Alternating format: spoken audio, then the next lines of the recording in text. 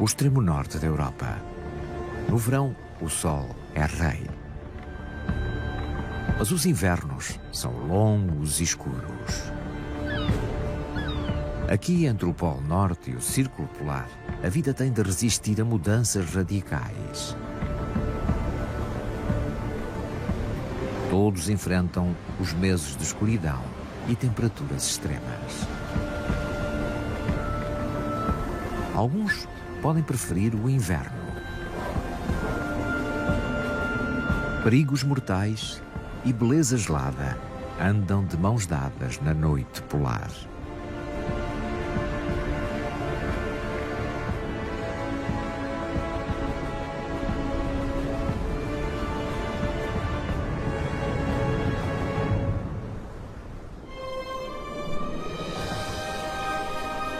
No início do outono, o dia e a noite têm a mesma duração. No extremo norte da Europa, o sol está baixo no céu.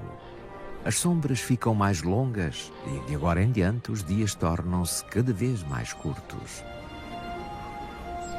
Mas antes que a escuridão envolva por completo o círculo polar, a natureza apresenta os frutos dos longos dias de verão. Para os animais da floresta, a abundância de alimentos chega no momento certo. Esta fêmea necessita de muitas calorias para conseguir produzir o leite suficiente para a sua prole. E terá de consumir mais ainda para obter as reservas de gordura que necessitará para a hibernação de inverno. Ela come sem parar, ganhando até 3 quilos por dia. As crias imitam a progenitora entusiasticamente e aprendem a procurar o seu próprio alimento.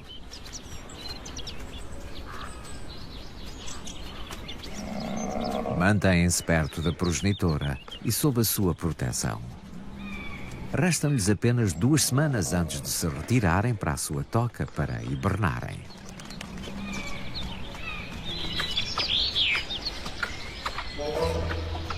Por outro lado, o esquilo armazena sementes. Permanece acordado durante todo o inverno e precisa de se alimentar com frequência. O gaio siberiano também armazena alimento, sendo das poucas aves que permanece no norte durante o inverno.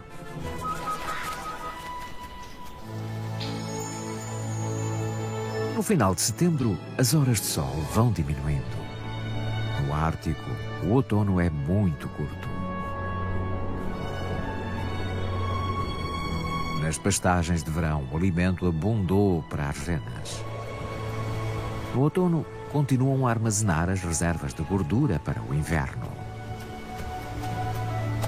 Em breve o tempo mudará e, quando não restar mais alimento aqui, terão de seguir em frente. Mas ainda há muito com que se banquetear. O alimento abunda também nos lagos da Escandinávia e os cisnes bravos encontram aí tudo o que precisam. Nas margens ainda há muitas bagas.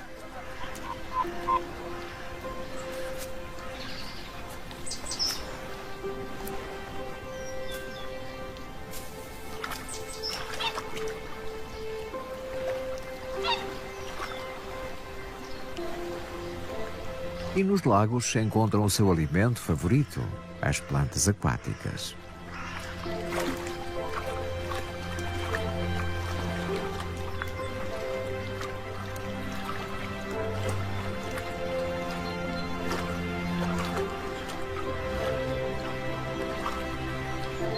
Mas mal os lagos congelem, perdem a sua fonte de alimento. A família de cisnes tem de partir da sua residência de verão. Como todas as aves no Ártico, fogem do frio e da escuridão, ficando apenas os peritos em sobrevivência.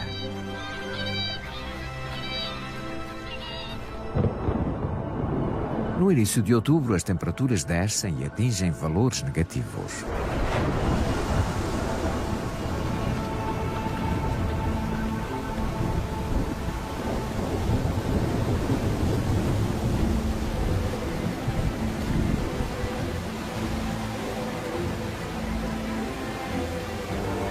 O inverno chega cedo e rapidamente à região polar.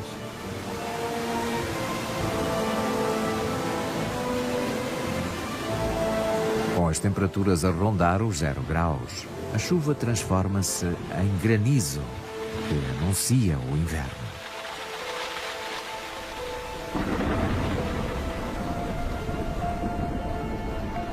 As nuvens adensam-se e as temperaturas descem cada vez mais. Pouco depois, chega a neve.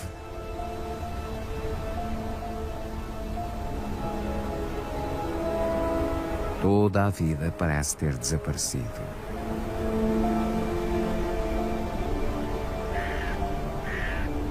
A floresta fica em silêncio. Os ursos pardos estão a hibernar. Permanecerão nas suas tocas durante cerca de 7 meses.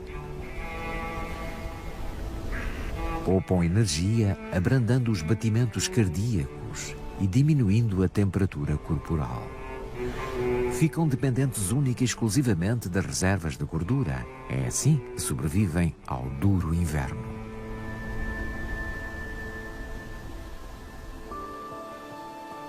Mas a estação não é apenas escura, gelada e hostil.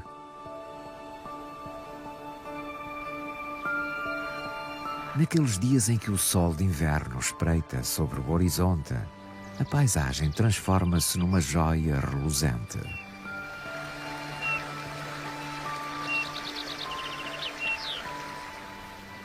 Poucas são as aves canoras que permanecem no norte polar o ano todo. Entre elas contam-se os coloridos pintarroxos de bico grosso e o pintarroxo de Ornament.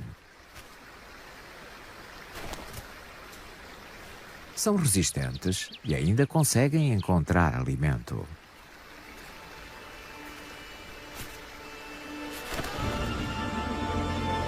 Mais para o norte, no polo propriamente dito, a escuridão reina há 4 semanas, desde meados de outubro. Mas mais para sul, os dias também começam a ficar rapidamente mais curtos. No círculo polar, o sol aparece durante 8 horas apenas.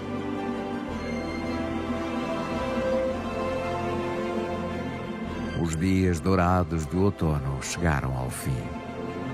O tempo das transformações radicais chegou. Para as renas também. Embora pertençam ao povo Sami, vivem sobretudo na natureza.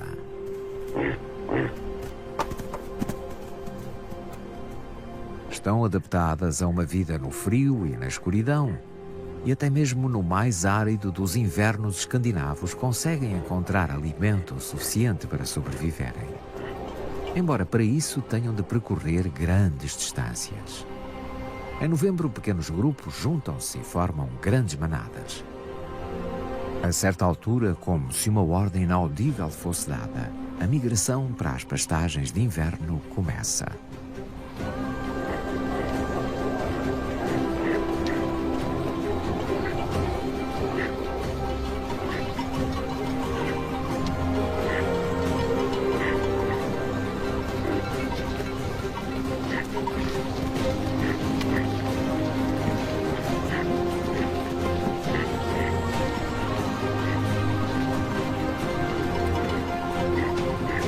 Embora sejam domesticadas há centenas de anos, um instinto antigo leva-as para onde podem encontrar alimento.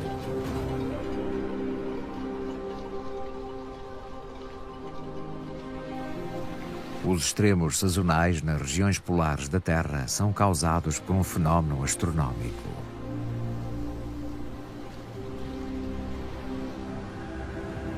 No Polo Norte, a noite dura 6 meses no inverno.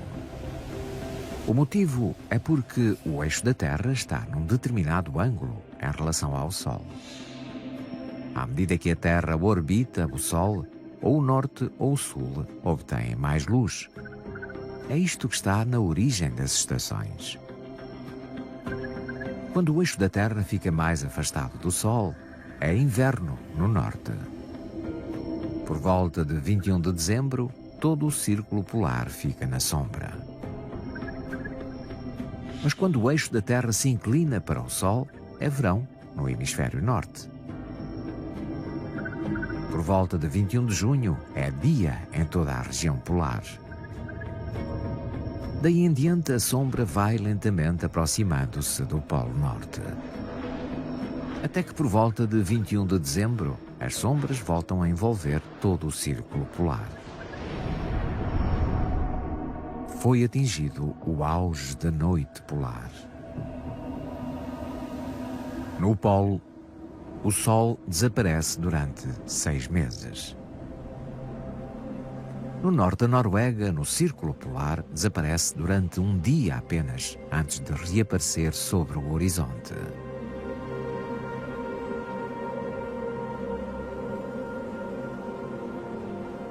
Mas até mesmo os seus raios indiretos conseguem iluminar os céus, criando todos os dias um curto crepúsculo. Nas próximas semanas e meses, o extremo norte será dominado pela escuridão. As noites são muito longas, tornando claramente visíveis as auroras boreais.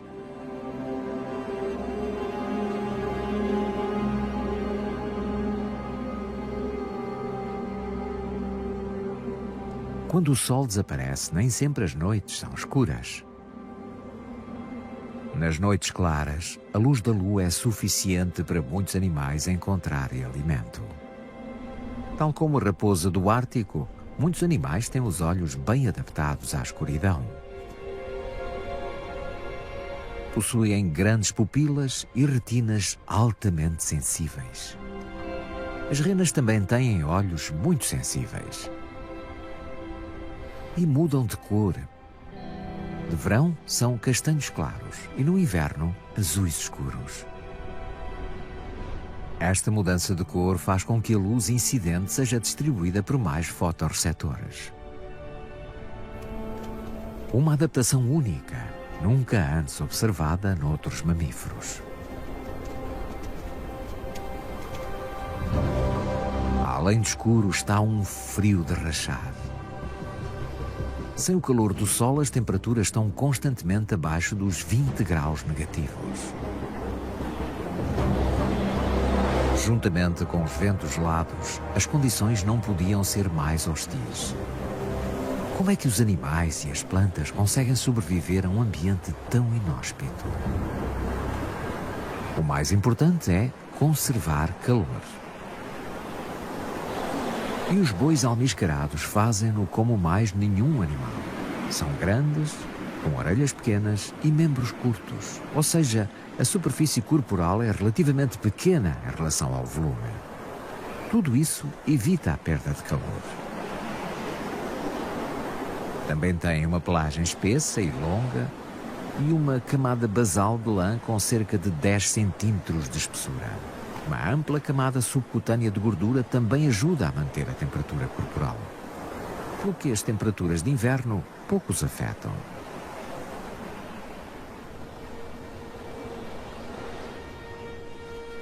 As renas também se encontram adaptadas de forma muito eficaz às baixas temperaturas. Também lhes cresce uma pelagem espessa e felpuda. Os pelos das renas são ocos. Esta característica cria uma bolsa de ar que as isola do frio.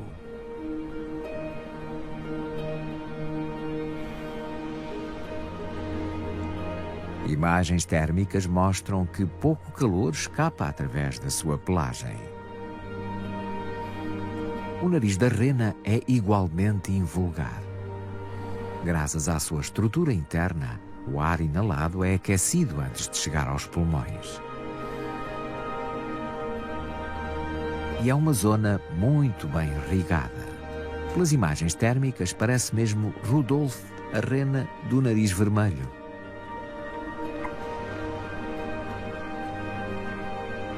Em contraste, a temperatura dos membros é baixa. O sangue vindo do interior do corpo transmite o calor ao sangue frio que vem do exterior. Esta circulação permite a troca de calor impedindo os membros de congelarem e o corpo de arrefecer. É assim que as renas conseguem suportar temperaturas de 40 graus negativos. Nos meses de inverno, o interior norte da Escandinávia fica coberto de gelo. Mas a zona costeira é muito mais amena. A corrente do Golfo permite que os fiordes noruegueses permaneçam livres de gelo durante todo o ano. A água do mar raramente atinge temperaturas abaixo dos 4 graus centígrados.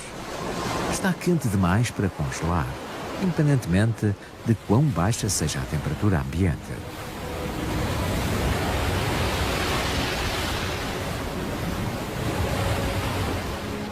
As correntes oceânicas temperadas promovem a existência de uma biodiversidade invulgar, mesmo nestas latitudes. As aves marinhas juntam-se nas baías abrigadas. E as garças chegam, vindas do interior. Com alguma luz, ainda são capazes de encontrar alimento.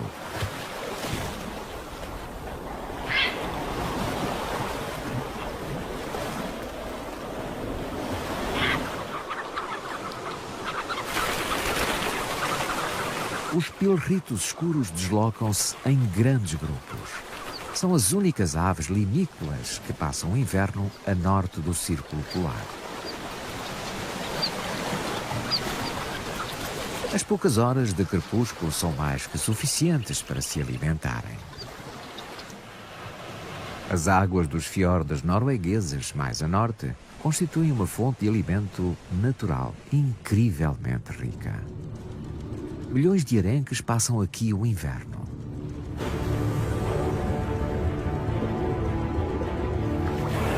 As orcas seguem os enormes cardumes. Durante o inverno, quando a luz escasseia, elas intensificam os seus sinais acústicos para se orientarem e comunicarem umas com as outras durante a caçada.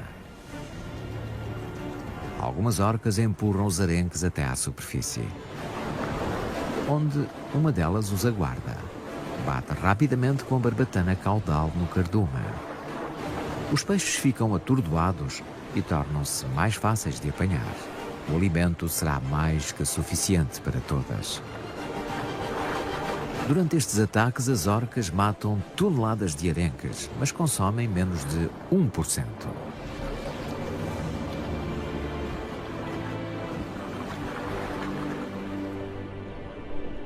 A corrente do Golfo mantém o oceano no norte da Europa livre de gelo, mesmo para lá do Círculo Ártico. Mas não tão longe como o arquipélago Spitsbergen, localizado a mais de 1000 quilómetros a norte da Noruega. Aqui a noite polar dura quase 4 meses. As condições são mais extremas ainda do que no continente.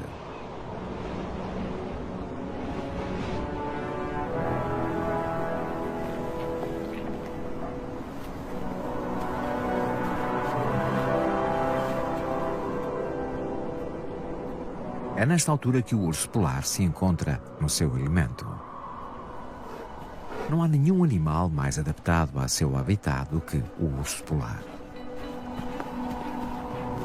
A sua pelagem quente não cobre apenas o corpo, cobre também os membros e as grandes solas das patas que os impedem de se enterrarem na neve. Uma camada espessa de gordura isola-o contra o frio, até mesmo com temperaturas de 40 graus negativos. Este jovem macho anda à caça de focas. O mar gelado à entrada do glaciar Spitsbergen é a sua zona de caça.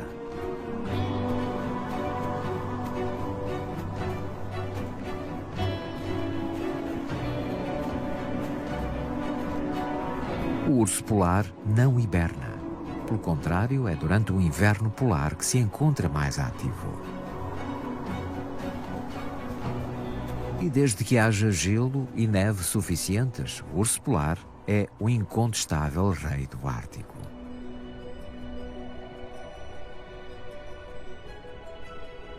A noite polar não traz apenas frio e escuridão.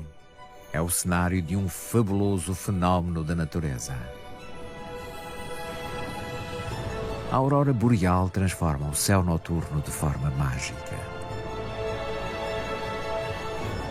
Este fascinante espetáculo natural é um fenómeno cósmico e, curiosamente, é causado pelo Sol. Embora não possa ser visto, é um pré-requisito para esta dramática exibição de luzes.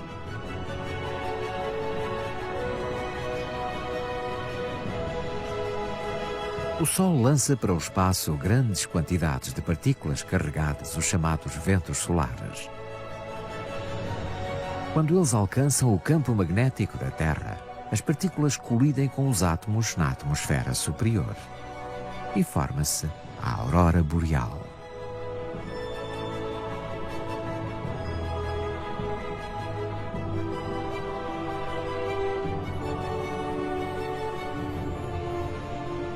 Quando o dia fica mais claro ou quando a lua surge, a aurora boreal desaparece.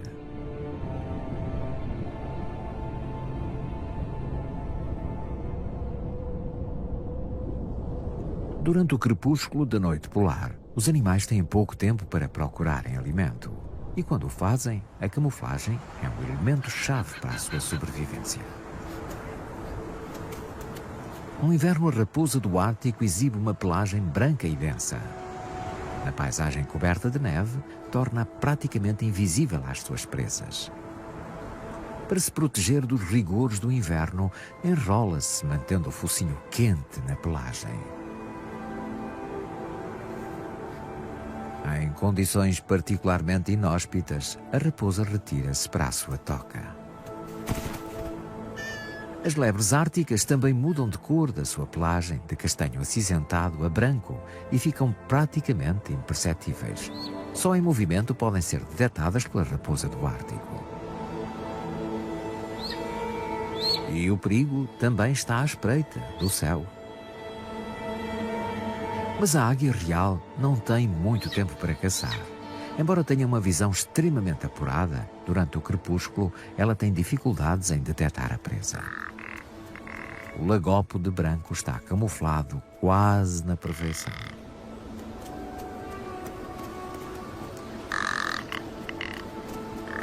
Mesmo enquanto se alimentam, são quase impossíveis de distinguir do meio envolvente. A natureza nem sempre favorece o predador. Mas sem camuflagem, a sobrevivência torna-se mais difícil. E o lemingue da Noruega daria uma boa presa. Contudo, tem outra estratégia para se proteger. Os lemingues estão entre os animais que vivem em túneis sob a neve durante o inverno. A camada branca fornece um excelente isolamento contra o frio e também uma boa proteção contra os inimigos. Enquanto as temperaturas assolam a superfície, os pequenos roedores procuram o seu alimento imperturbáveis debaixo da neve.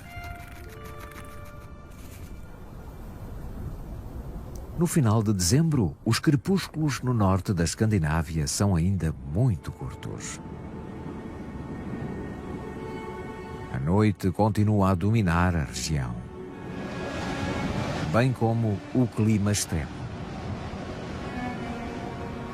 As renas partem em busca de zonas mais altas e expostas, onde os ventos afastam a neve, facilitando a busca por alimento. Alimentam-se dos líquenes quase indigestos que crescem aqui e que poucos animais árticos peritos em sobrevivência usam como alimento. Mas esta dieta pobre não é suficiente para satisfazer as necessidades energéticas da rena durante o inverno. Elas também abrandam o seu metabolismo de forma dramática.